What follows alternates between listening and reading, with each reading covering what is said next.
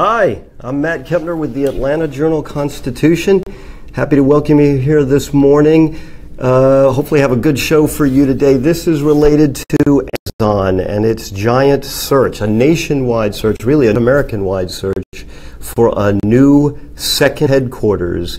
They would bring in up to 50,000 jobs to a place, and of course there are cities all over the nation trying to get this business. So I'm Matt Kempner, a business columnist with the Atlanta Journal-Constitution, and I am lucky enough to speak today to John Talton, who is the economics columnist for the Seattle Times. Seattle, of course, is where Amazon has its current headquarters, where it plans to stay. And we're hoping to learn a little bit about what city might have a shot at this thing and what it's really like to live with Seattle with Amazon in a company town. So, John, let me ask you a couple questions. By the way, folks, I wrote down some questions so we could pop up some photos in order for you. Also, please, if you got some questions, send them to us. We'd love to answer your questions about Amazon and its second headquarters. John, tell me for a second here, how big is Amazon in Seattle, and what's it look like? What's the presence of it there? Well, first, thanks for having me, Matt. It's a pleasure. And for your readers and listeners at the AJC, and we are simulcasting this at the Seattle Times. Amazon started out in the dot-com boom as a cute little bookseller in a garage, and then it moved up to an Art Deco tower over downtown.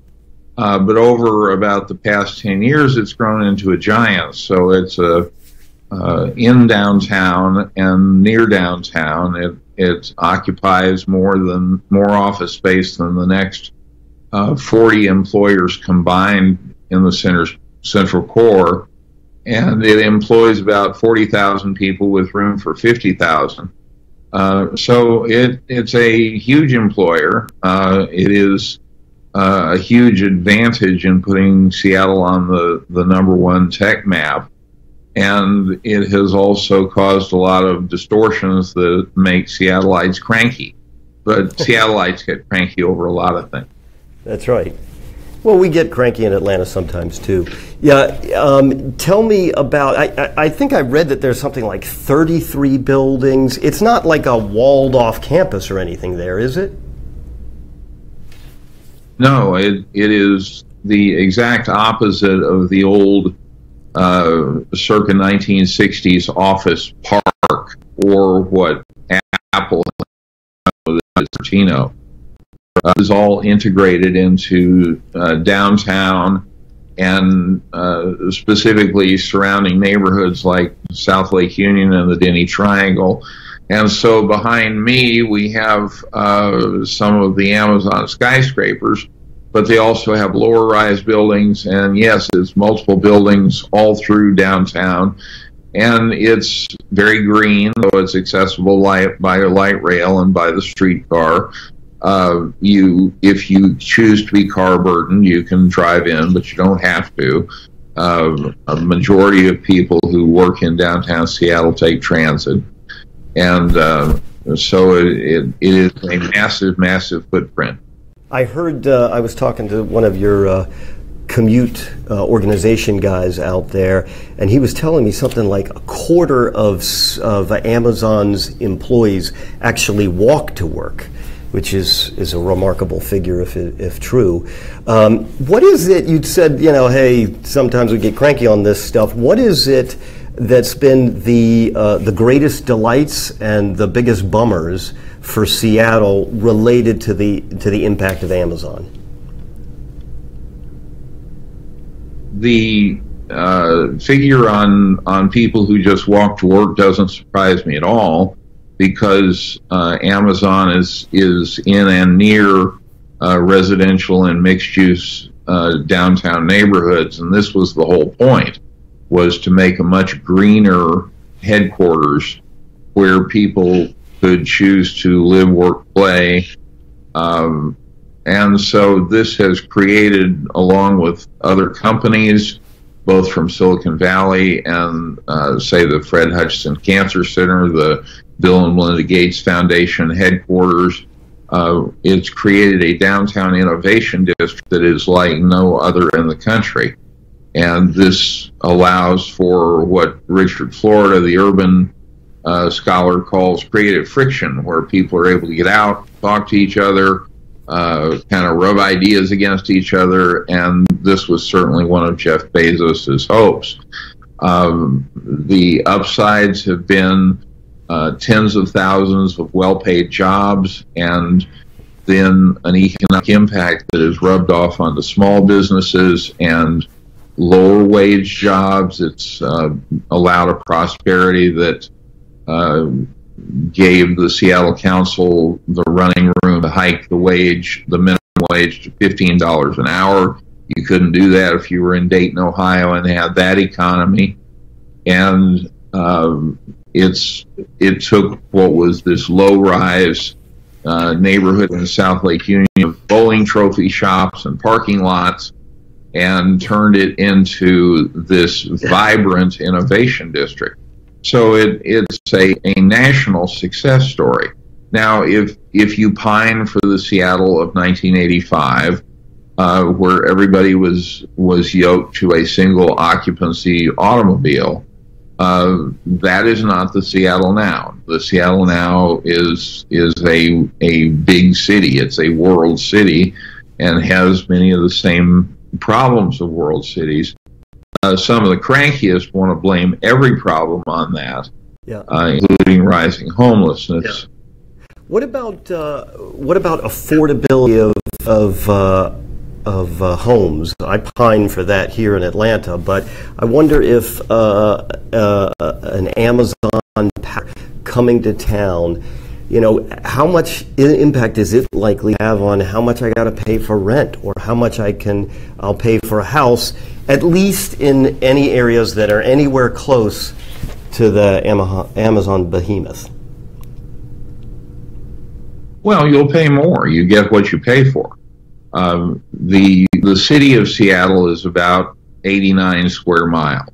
Then you have a much larger metropolitan area which has many affordable pockets.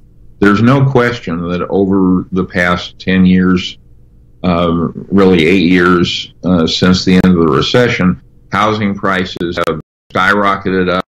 On a percentage term basis, they've been at the top of the charts for months and months and months. And this has been very disorienting to old-time Seattleites. It's not entirely driven by Amazon. One of the most profound factors here is that we're cheaper than the Bay Area. So all sorts of Bay Area tech companies have moved here. And so to say that Amazon is all a result of this, no. It's also an incredibly desirable city, and it was never particularly, quote-unquote, affordable in the best places. Gotcha. Let me remind folks what we're doing here for a second. I'm Matt Kempner. I'm a business columnist with the Atlanta Journal-Constitution. I have the pleasure of chatting with John Talton, who is the economics columnist, and I got something coming out of my earpiece coming out here. John is the economics columnist with the Seattle Times. He and I are chatting about Amazon, which has begun this today, actually, right, is the day that cities are supposed to turn in their proposals to Amazon, their bids, to try to convince Amazon to build a second headquarters in their communities. That's up to 50,000 jobs over 15 or 17 years, Amazon is talking about, and a lot of this is the biggest ever recall in my lifetime of a single company. But there are questions about, is this a good thing? Is this a bad thing? Or how much of a good thing is it? And so Amazon is based in Seattle. So, of course, John for the Seattle Times knows a lot about its presence there. Let me ask, we talked a little bit, by the way, folks, if you've got questions, please send them in. We'd love to answer them for you. We're on Facebook for my AJC and for AJC. And I think also I want to say hi to Clara Lee, who's already sent a note saying hi to us. Tell me a little bit, John, about your guesses about which cities are most likely to end up on Amazon's short list, and then I'll tell you why you're wrong and why Atlanta should be on there. Please go ahead. Well, I actually put Atlanta as a dark horse in the first column that I ever wrote about this. Yep. So don't get too defensive on me. I used to be an editor in Charlotte, and I would come to Atlanta to get to civilization. Okay. No offense to Charlotte. Now I'm in trouble with everybody. So if Amazon is true to its request for proposal and true to its previous culture, it will want to be in a real downtown that has real downtown and urban vibrancy to it. Or it might choose a suburb if it's connected by real, say, rail transit into a vibrant downtown. But Amazon is not an office park kind of suburban beltway company. Amazon wants a big airport with international connections. Amazon wants high quality of life. It wants a business-friendly environment, which may be a slap at blue progressive Seattle or may not be. It wants a research university. More would be better. And it wants a lot of highly skilled tech employees or potential employees. So, given that, I said initially that my top candidates would be Denver, Dallas-Fort Worth, or Toronto if Amazon wanted to hedge its bets against the country. Dallas-Fort Worth helps because it's in a red state, although kind of a blue area of a red state. But among the ones not to count out, I put in cities such as Minneapolis, although it's mighty cold up there, and I put in Atlanta with the codicil that they would build where market goes. In other words, this is not going to be your nightmare transit Armageddon of Atlanta. Atlanta has the airport, Atlanta has the universities, Atlanta has the talent, and so never count Atlanta out. The one last thing I want to throw in is Austin. A lot of people have Austin as their pick. I am skeptical because Austin is a traffic nightmare. It has transit, and it doesn't have a big airport. John, tell me, and by the way, I love your line, never count Atlanta out. I hope that's true. Why do you think see Atlanta sort of as a dark horse instead of, oh, you got it made, Atlanta? Well, I think for one thing, Atlanta is not particularly a tech town. It is certainly a world city. It's a major corporate headquarters. Atlanta has nightmarish traffic. Atlanta has a lot of spatial segregation with class and race, hence the Braves moving out to, I believe it was Cobb County, but I may be wrong about that, but they no longer play in the city. And then a legislature that is very against transit solutions, which even though Amazon might like to be in a red state to hedge its political bets, if it has a legislature that consistently shoots down Atlanta's efforts to have rail transit, then that's not going to work in Atlanta's favor. Gotcha. Thank you for calling us nightmarish. I think sorry. I think. I said only your traffic. I'm a big fan. You did say only in traffic. I think a lot of what you said is true. I think the legislature is coming around to warming up to the idea of doing something about traffic because, frankly, I think people here have gotten so fed up with it. We've decided we can't ignore this anymore. We have to do something more significant. I actually wrote a brand new column about whether most of Metro Atlanta, or some of our biggest suburbs, are really not going to be in the fight for Amazon because they don't have robust transit. But we do have some places, as you mentioned, that have some rail, and like you, I think if it goes in Atlanta, it will go to a place that already has some kind of rail connection right there. I don't see Amazon as being a patient kind of company willing to wait for what ifs and we think we're going to do's. But we'll see. I'm just guessing. I think Atlanta is likely to be on a short list. I don't know if it's going to get the thing. And then there's the question of whether it's worth it to get Amazon. So we'll talk about that in a half a second. I do wonder about places, and this may be a giant East Coast bias, but I wonder if Amazon would be satisfied with being in a city that's sort of closer to the middle of the country, a Dallas or a Austin, even a Minnesota, Minneapolis, Denver, something like that. But we'll see. I do think traffic is an issue that will be the toughest issue for Atlanta to face.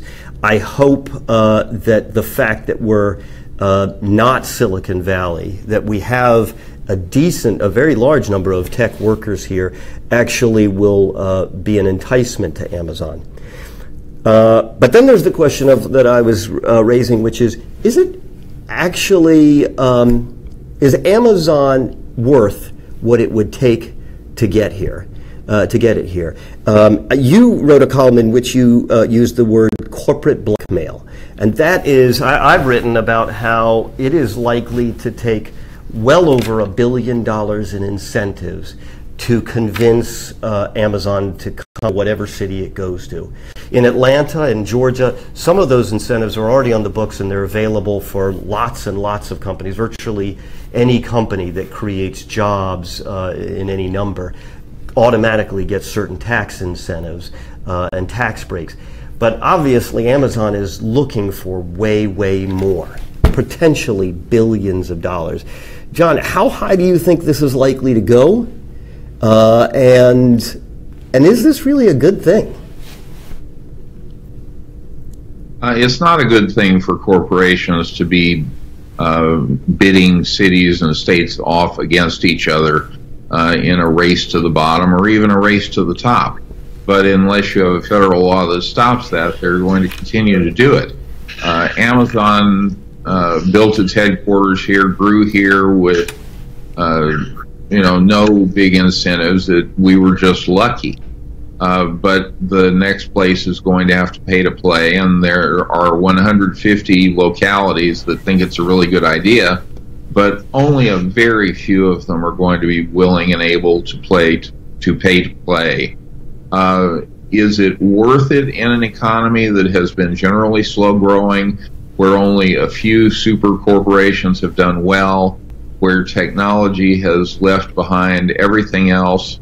Apparently a lot of places are going to think so. This is the biggest economic development win, if it turns out as it's promised, of our lifetimes. Yeah, I wrote a column earlier in which I said that if we're going to go for this Amazon thing, we could give them, because I have all the power in the world, of course, we could give them a runway at Hartsfield-Jackson International Airport. We can add their name to our many names for Hartsfield. We could give them Georgia Tech, freely made ice employees every Friday as an award. We'll see if it actually happens. It is a big question. Should government put all its eggs in just a few baskets. And if you give a lot of incentives to Amazon, are you going to ultimately have less to put on bets on other companies or other resources for the community? Let me ask, give a chance to ask, mention some questions that folks are sending to us. Again, I'm Matt Kempner with the Atlanta Journal-Constitution. I'm talking with John Talton, who's the economics columnist for the Seattle Times. And we're talking about Amazon, based in Seattle, that is now looking to build a second headquarters with up to 50,000 jobs. Atlanta is one of the cities that would like to be in the running. Andre has asked us a question online. He says, how many real jobs will be for Georgians versus how many will be employees that'll just be imported by Amazon from other states? Just adding commuters that we don't really need. What do you think, John? I think it'll be both, and I think that what you're talking about here are not warehouse jobs. These are the top of the food chain, the headwaters of tech skills, and so these will be the people coming from the top software engineering programs in the country. Yeah. Yeah, and one of the reasons Seattle would be going to wherever it goes is because it can't get enough of the tens of thousands of folks that it needs in Seattle. It doesn't have enough space there in Seattle to squeeze it all in at the pace that it needs. And so it's looking somewhere else in the nation for sort of a rich farmland of tech talent. I'm not really sure that's true. Tell me. We don't really know why Amazon is doing this, and it's causing quite a bit of consternation and anxiety. There are no companies that I know of, aside from Royal Dutch Shell, that have two headquarters. Thank you. Thank you for the clarification. Let me ask you another question here. Can you tell us a little bit about what kind of jobs Amazon is talking about bringing and how much they might pay? Well, they haven't specified the exact mix, but you would be talking about everything from programmers, software engineers, content specialists, project managers.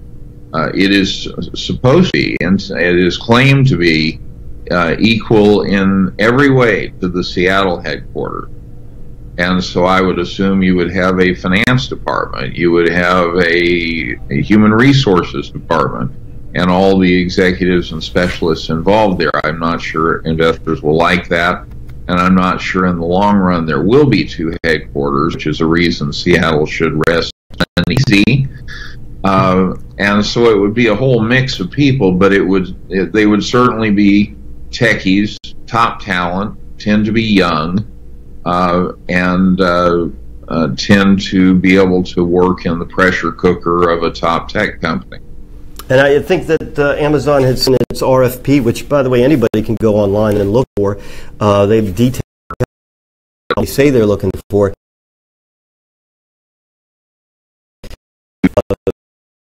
Total compensation $1,000.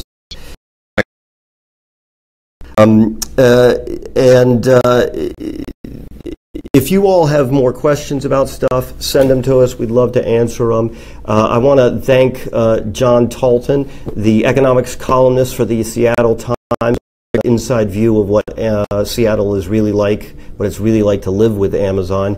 I'm Matt Kempner with the Atlanta Journal-Constitution. We really appreciate you listening in. We've got some columns online and stories online about Amazon, what it might mean to Atlanta, what it means for the suburbs. Check us out. Thanks a lot.